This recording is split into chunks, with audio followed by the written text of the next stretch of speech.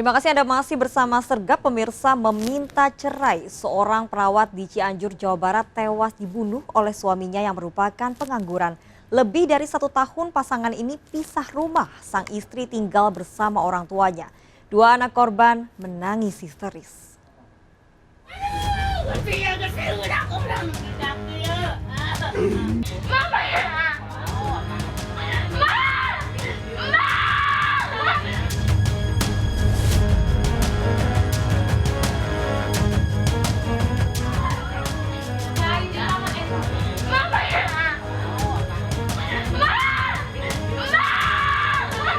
Tangis histeris keluarga terjadi saat melihat Neng Imas Mulyani bersimbah darah di klinik tempat praktek korban yang berada di samping rumahnya di Desa Mekarwangi, Cianjur, Jawa Barat.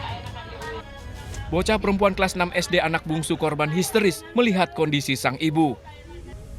Akibat luka tusuk di bagian dada, korban tewas dalam perjalanan ke RSUD Cianjur. Ironis, wanita 42 tahun yang bekerja sebagai perawat di Puskesmas Kecamatan Mande, Kabupaten Cianjur ini tewas akibat ditusuk dengan senjata tajam oleh Kusnandi Jailani, suaminya. Darahnya tadinya banyak ya? Usai kejadian, pelaku yang merupakan pengangguran kabur dari kejaran keluarga korban dan menyerahkan diri ke polisi. Menurut paman korban, pelaku sering mengancam korban serta ayah korban dengan senjata tajam. Sebelumnya ngancam-ngancam apa gimana? Oh, ngancam itu Pak. Mertuanya Pertama mertuanya Diancam sempat. diancam. Udah bawa celurit Pak, saya udah tahu itu kesininya. udah lapor Dapat polisi. celulitnya sama masyarakat sini. Ada polisi, serahin sama polisi. Penganiayaan berujung maut ini dipicu lantaran pelaku kesal terhadap korban yang telah memberikannya 2 orang anak meminta cerai. Korban dan pelaku telah pisah rumah lebih dari 1 tahun. Selama itu korban tinggal bersama orang tuanya. Mereka ini memang ada permasalahan keluarga karena korban ini sudah pisah ranjang dengan pelaku. Walaupun mereka secara aturan hukum belum bercerai. Nah, kemudian karena suaminya ini tidak terima mau diceraikan oleh istrinya, dia mendatangi istri tersebut dengan membawa sebuah pisau. Masalahnya apa sih Pak sebetulnya?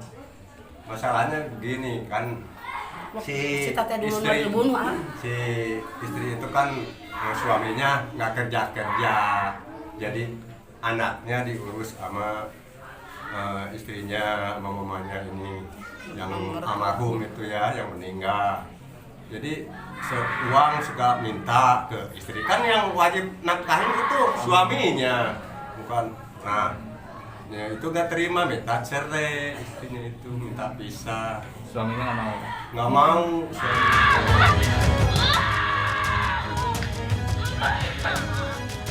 Akibat perbuatannya, pelaku dijerat undang-undang berlapis dan KDRT dengan ancaman hukuman penjara seumur hidup atau hukuman mati. Dari Cianjur, Jawa Barat, Muhammad Andi Ihsan melaporkan. Pemirsa, diteriaki maling saat berjalan kaki di depan terminal. Seorang anggota TNI di Sidoarjo, Jawa Timur dikeroyok lebih dari 10 orang preman. Kondisi korban terluka parah. 4 pelaku telah ditangkap polisi.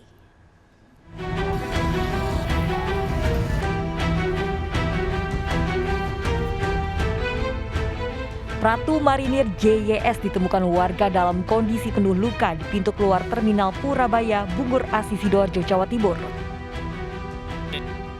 Mengenaskan bagian wajah dan kepalanya luka berat. Pria 28 tahun TNI Angkatan Laut ini saat kejadian sedang berjalan kaki di depan terminal. Tiba-tiba seorang warga meneriakinya maling, membuat 10 orang diduga preman mengejar dan langsung menganiayanya hingga luka parah. Dari laporan warga, petugas langsung membekuk 4 dari 10 pelaku. Korban ini lewat, diteriaki oleh salah satu pelaku, diteriaknya maling. Sehingga dengan kejadian itu, tanpa pikir panjang, para pelaku ini langsung royok. Ini kan boleh dikatakan tadi saya bilang, ini para pelaku yang ada di sini, ini adalah boleh dikatakan preman-preman di sini lah, yang memang harus kita tertibkan dan kita bersihkan. Korban dibawa ke Rumah Sakit Bayangkara, Polda Jawa Timur. 4 pelaku ditahan di Polresta Sidoarjo, sementara 6 pelaku lain sudah diketahui identitasnya dan diburu polisi. Petugas menjaga ketat terminal Purabaya Surabaya untuk mencegah aksi balas dendam. Dari Sidoarjo, Jawa Timur, Pramono Putra melaporkan. Pemirsa, seorang pria Parubaya ditemukan tewas di parkiran Pasar Baru Sawah Besar, Jakarta Pusat. Diduga korban yang merupakan sopir bajai ini nekat mengakhiri hidup karena frustasi masalah ekonomi di tengah pandemi.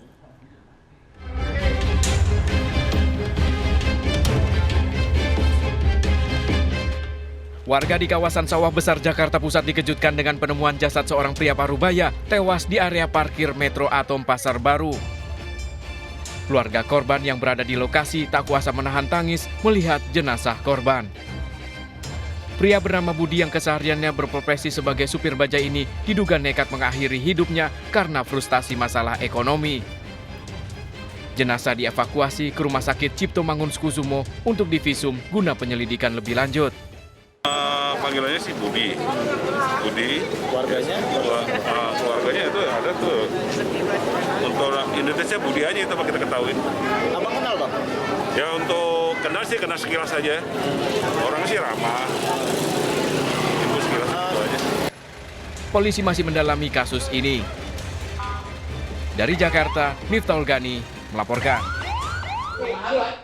Pemirsa, pasangan suami istri nekat mencuri tabung gas 3 kg di toko laundry. Pelaku melepas selang tabung gas yang terpasang untuk mengeringkan pakaian lalu kabur.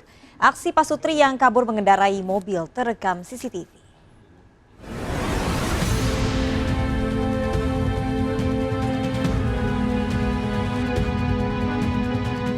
Pasangan suami istri pelaku pencurian ini mendatangi toko laundry di Jalan DI Panjaitan, Palembang, Sumatera Selatan. Sang istri yang tengah hamil memperhatikan situasi, awalnya diduga hendak mencuri barang berharga dari atas meja toko. Sementara suaminya langsung menyasar tabung gas 3 kg yang masih terpasang yang digunakan toko laundry untuk mengeringkan pakaian. Saat pencurian, karyawan toko sedang sholat maghrib. Aksi pencurian terekam CCTV dan viral di media sosial. Nah, soalnya di belakang. Nah, terus itu pas tiba-tiba tak tahunya gasnya itu hilang.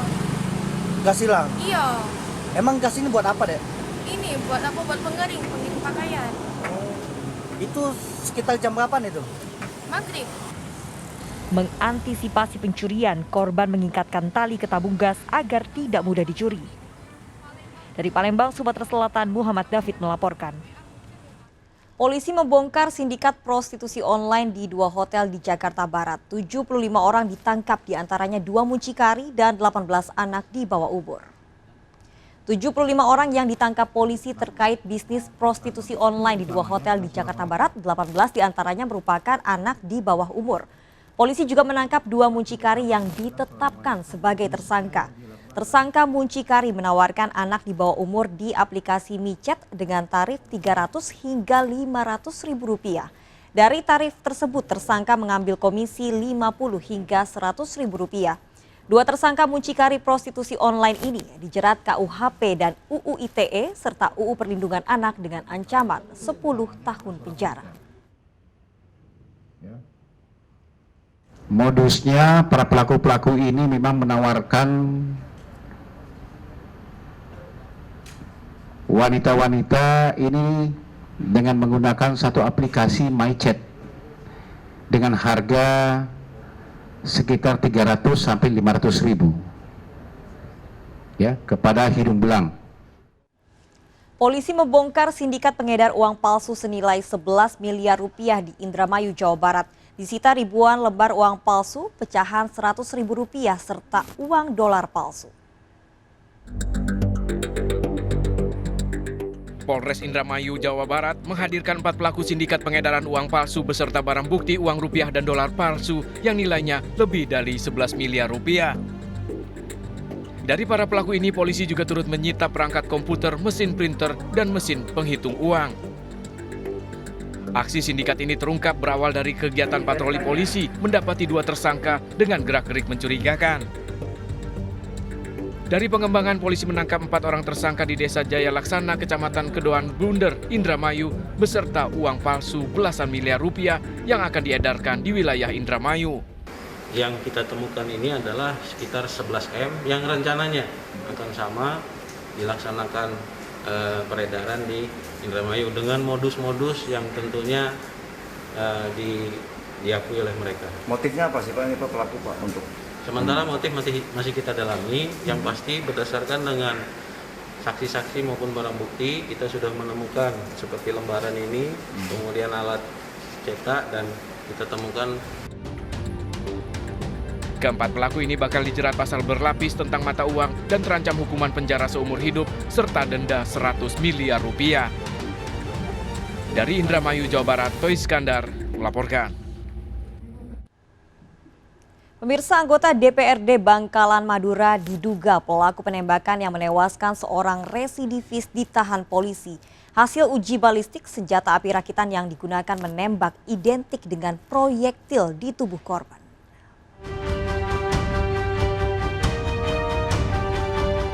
Herman Fernanda, anggota DPRD Bangkalan Madura ditetapkan sebagai tersangka dan ditahan polisi terkait kasus penembakan yang menewaskan seorang residivis. Sebelumnya polisi menahan dua tersangka, Sofi dan Mahmudi. Dalam rekonstruksi terungkap tersangka Herman Fernanda merupakan pelaku penembakan yang menewaskan Ludin, warga desa 10 Bangkalan. Awalnya ketiga tersangka menuduh Ludin sebagai pencuri sepeda motor milik tersangka Sofi, karyawan toko milik Herman Fernanda. Hasil uji balistik senjata api rakitan yang digunakan menembak identik dengan proyektil di tubuh korban. Antara proyektil dengan senjata yang ditembakkan sesuai dengan barang bukti dan keterangan saksi bahwa memang betul tersangka H yang melakukan penembakan. Sebagai eksekutornya? Sebagai eksekutor. Polisi menyita barang bukti mobil, senjata api rakitan, proyektil, dan senjata tajam. Ketiga tersangka dijerat KUHP pasal pembunuhan berencana dengan ancaman hukuman 20 tahun penjara. Dari Bangkalan Madura, Taufik Sahrawi melaporkan. Pemirsa, panik kepergok saat mencuri. Seorang buruh bangunan tega menganiaya bocah anak pemilik rumah dengan martil.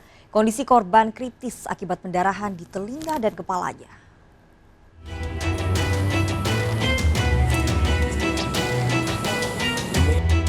Bocah laki-laki dirawat di rumah sakit setelah menjadi korban penganiayaan perampok yang menyatroni rumahnya di Jalan Utama Pasir Panjang, Perubumi, Palapa Indah, Pangkalan Bun, Kalimantan Tengah. Remaja 14 tahun ini mengalami pendarahan di telinga, rahang, dan kepala setelah terkena hantaman martil pelaku. Saat kejadian, pelaku seorang buruh bangunan masuk ke rumah korban yang tertidur lelap untuk mencuri barang berharga. Tak menemukan, pelaku malah panik karena dipergoki korban yang terbangun dan langsung menganiaya. Pelaku ditangkap di rumah kosnya dan mengaku nekat merampok karena tak punya uang untuk membelikan magicom permintaan sang kekasih. Dan kemarin pacarnya ini sempat meminta sesuatu barang, yaitu berupa magicom, dan tersangka ini tidak mengantongi uang. Tersangka hanya mempunyai uang sebesar Rp300.000. Sehingga mungkin dari tuntutan itu, akhirnya yang bersangkutan ini gelap mata, dan timbullah niat pencurian itu ketika melihat rumah korban ini dalam kondisi kosong. Dalam kondisi jendela yang terbuka, mohon maaf saya ulangi. Pelaku berdalih menganiaya karena tak menyadari korban masih anak-anak. Karena dia bangun, Pak. Dia bangun? Sebenarnya saya sudah mau pulang, mau keluar. Nggak ada apa-apa di rumah itu. Saya udah muter-muter lama kok. Anak itu bangun aja. Saya besar kok, badannya besar sebapaknya ini. Semana? Sebapaknya ini kalau nggak salah. Pelaku terancam hukuman lebih dari 5 tahun penjara. Dari Pangkalan Bun, Kalimantan Tengah, Sigit Sakuan Pamungkas melaporkan. 2 jenazah pasien COVID-19 tertukar di Rumah Sakit Bayangkara Polda Kepri. Keluarga marah kelalaian pihak rumah sakit membuat jasad Abdul Hamid dikremasi. Ikuti informasi lengkapnya sesaat lagi, tetap di Sergap.